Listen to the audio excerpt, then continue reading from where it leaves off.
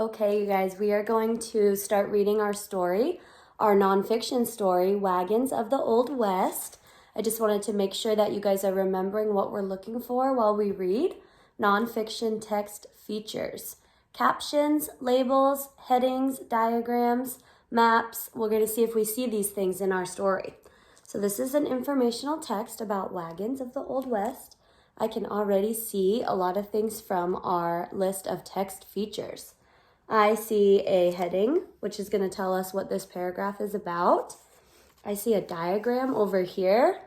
This diagram has a lot of labels, and it's labeling the parts of this old wagon. And I see some real photos already, so I'm going to start reading.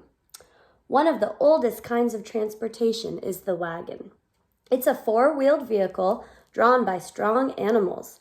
People around the world have driven wagons for thousands of years. Wagons on the Oregon Trail. In the United States, wagons made history between the 1830s and 1860s. During this time, thousands of pioneers traveled westward. Some went as far as Oregon, but others settled in many places along the way. So there's a picture of some of the animals that are pulling the wagon and the people. And here's an up-close look at the diagram. The pioneers journeyed for up to 6 months to reach the West Coast. They had to pack a lot of food and supplies for the trip. Families packed some of their furniture too.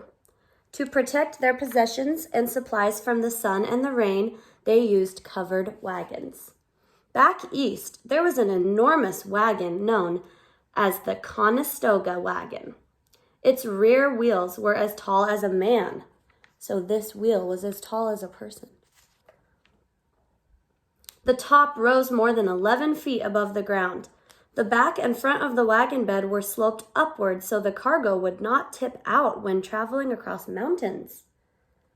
So I'm going to show you the diagram again. We have the bows, the cover, the wagon bed, the jockey box back here, the iron-covered tire.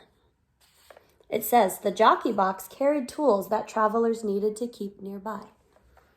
People liked the design of the Conestoga, but these wagons were too heavy for the long journey west. They needed as many as 6 or 8 horses to pull these. The wagons would have to travel over very rough land because there were no roads yet. A smaller wagon was built with high sloped ends to keep its cargo from spilling out. It also had a white canvas cover to protect the cargo from sun and rain. Traveling in groups or trains across the flat land of the prairies under their white tops, the wagons sometimes looked like ships.